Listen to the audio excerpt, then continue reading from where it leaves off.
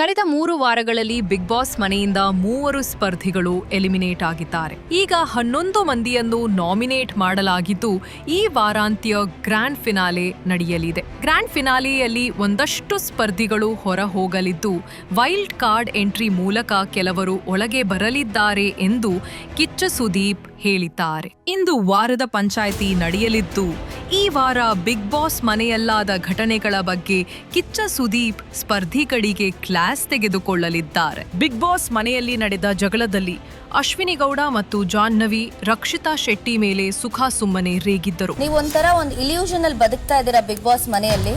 ನೀವು ಯಾವ್ದಾರು ಒಂದು ಝೂ ಗಾರ್ಡನ್ ಕೆಲಸಕ್ಕೆ ಹೋಗೋದಿತ್ತು ಅನ್ಸುತ್ತೆ ಬಿಗ್ ಬಾಸ್ ಬರೋದು. ಮನೆಯೊಳಗೆ ನಡೆದ ಪತ್ರಿಕಾಗೋಷ್ಠಿ ಟಾಸ್ಕ್ನಲ್ಲಿಯೂ ಕಾಕ್ರೋಚ್ ಸುಧಿ ಮತ್ತು ಅಶ್ವಿನಿ ಗೌಡ ರಕ್ಷಿತಾ ಶೆಟ್ಟಿಗೆ ಕಠಿಣ ಪ್ರಶ್ನೆಗಳನ್ನು ಕೇಳಿ ಕಂಗಾಲು ಮಾಡಿದ್ರು. ಮನೆ ಮಂದಿಯ ಈ ಆಟಗಳ ಬಗ್ಗೆ ಕಿಚ್ಚ ಸುದೀಪ್ ಯಾವ ನಿಲುವು ತೆಗೆದುಕೊಳ್ಳುತ್ತಾರೆ, ಯಾರ ದೆವ್ವ ಬಿಡಿಸ್ತಾರೆ ಎಂಬುದು ಕಾದು ನೋಡಬೇಕಿದೆ.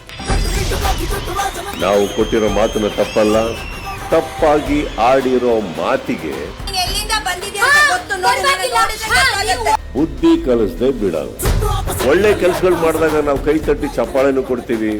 ಎಲ್ಲಿದ್ದೀವಿ ಅನ್ನೋದನ್ನ ಮರೆತು ಬಾಯಿಗೆ ಬಂದಂಗೆ ಮಾತಾಡಿದವರಿಗೆ ಬಿಗ್ ಬಾಸ್ ಮನೆಯಲ್ಲಿ ಮುಂದುವರಿಯೋದಕ್ಕೆ ನಿಮಗೆ ಏನೆಲ್ಲ ಅರ್ಹತೆಗಳಿದೆ ಚೂರ್ ತಲೆ ಮೇಲೆ ತಟ್ಟಿ ಬುದ್ಧಿನೂ ಹೇಳ್ಬೇಕಾಗುತ್ತೆ.